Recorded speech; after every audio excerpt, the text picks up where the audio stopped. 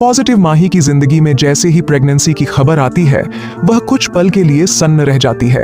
आर्यन की मौत के बाद उसकी दुनिया जैसे उजड़ चुकी थी, लेकिन इस खबर ने जैसे उसे दोबारा जिंदा कर दिया हो, मगर एक अलग ही मकसद के साथ।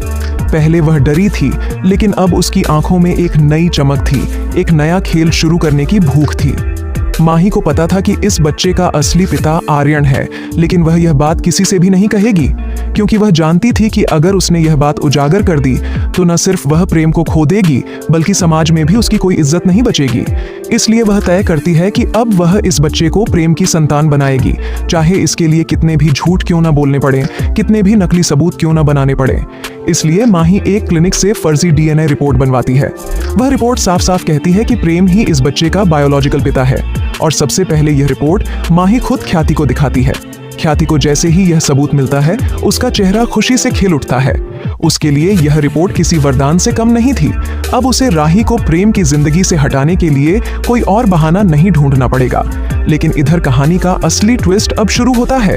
राही, जो अपने मन में प्रेम के लिए कुछ महसूस करने लगी थी, अचानक माही की प्रेगनेंसी की खबर से अंदर तक टूट जाती है। उसे प्रेम से प्यार हो गया था, लेकिन अब उसे लगने लगा कि प्रेम ने शायद उसे धोखा दिया है। वह प्रेम से सवाल करती है, लेकिन प्रेम खुद इस खबर से सदमे में होता है। वह कहता है कि उसने माही को कभी उस नजर से देखा ही नहीं, और न ही उनके बीच कुछ ऐसा हुआ है। लेकिन माही बड़ी सफाई से सबके सामने रो रो कर यह साबित करने लगती है कि वो प्रेम के बच्चे की मां बनने वाली है, और प्रेम अब उससे मुंह नहीं मोड़ सकता। प्रेम उलझ जाता है, एक तरफ माही की रिपोर्ट, दूसरी तरफ राही का टूटता विश्वास। इधर पराग को माही की बातों में कुछ तो गड़बड़ लगती है। वह धीरे धीरे माही की कॉल्स, पुरानी रिकॉर्डिंग्स और चैट्स खंगालता है, और एक दिन उसे आर्यन की एक ऑडियो क्लिप मिलती है, जिसमें आर्यन और माही की अंतरंग बातचीत दर्ज होती है। उस रिकॉर्डिंग में आर्यन कहता है, माही, अगर कुछ हो जाए तो ये जान लो कि मैं तुमसे बेइंतहा प्यार करता हूं, और जो भी हमारे बीच हुआ वो मेरी जिंदगी की सबसे बड़ी खुशी है। पराग को अब यकीन हो जाता है कि माही का बच्चा प्रेम का नहीं, आर्यन का है। लेकिन जैसे ही वह ख्याति को यह बात बताने जाता है, ख्याति उसका मुंह बंद करवा देती है। अगर तूने ये बात किसी से कही तो मैं तुझे उस घर से निकलवा दूंगी, पराग, ख्याति गुस्से में कहती है। अब वह सिर्फ राही को प्रेम से दूर देखना चाहती है, चाहे उसके लिए कितनी भी सच्चाइयां क्यों न दबानी पड़े। माही अपनी प्रेगनेंसी को हथियार बनाकर अब प्रेम को अपने जाल में फंसाने लगती है। वो पेट दर्द का नाटक करती है, रात को प्रेम को कॉल करती है, कहती है कि उसे अकेले डर लग रहा है, और धीरे धीरे प्रेम को गिल्ट में डालती है। प्रेम अपनी सेंसिटिव नेचर के कारण उसके साथ वक्त बिताने लगता है। इसी दौरान राही अचानक गायब हो जाती है। पूरा घर हैरान रह जाता है, कोई नहीं जानता कि राही कहां गई। अनुपमा को जब यह बात पता चलती है तो वह तुरंत मुंबई से अहमदाबाद लौट आती है, और फिर आता है वो कॉल जिसने सबकी रूह को कंपा दिया। राही का कॉल प्रेम को, जिसमें वह कहती है कि उसने जहर खा लिया है।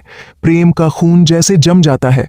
वह राही को ढूंढता है और उसे एक पुराने फार्म हाउस पर होश में पाता है, और राही के हाथ में होती है एक असली डीएनए रिपोर्ट। रिपोर्ट में लिखा होता है, Prem is not the biological father of the foetus. Mahi के चेहरे से रंग उड़ जाते हैं। प्रेम गुस्से से कांपता है। ख्याति चुपचाप खड़ी होती है, और अनुपमा, उसकी आंखों में वो चिंगारी होती है जो किसी तूफान से पहले उठती है। लेकिन ट्विस्ट यहीं नहीं रुकता। तभी माही चिल्ला उठती है, हाँ, मैं झूठ बोल रही थी, क्योंकि मैं प्रेम को खोना नहीं चाहती थी, लेकिन कम से कम मैंने किसी की जान नहीं ली। ख्याति, सभी चौंक कर ख्याति की ओर देखते हैं। माही आगे कहती है, हाँ, ख्याति ही थी जिसने आर्यन को दोबारा ड्रग्स की आदत लगवाई, ताकि वो मुझसे दूर रहे। उसने मेरे और आर्यन के रिश्ते को कभी स्वीकार नहीं किया। वो चाहती थी कि मैं प्रेम से शादी करूं, ताकि परिवार की इज्जत बनी रहे। ख्याति का चेहरा सफेद पड़ जाता है, लेकिन उससे पहले कि वो कुछ कहे, पराग सामने आता है। मैंने भी अब सब रिकॉर्ड कर लिया है। अब सबके सामने दो बड़े राज उजागर हो चुके थे, माही का झूठा मातृत्व और ख्याति की साजिश में लिप्तता। तभी एक और झटका लगता है।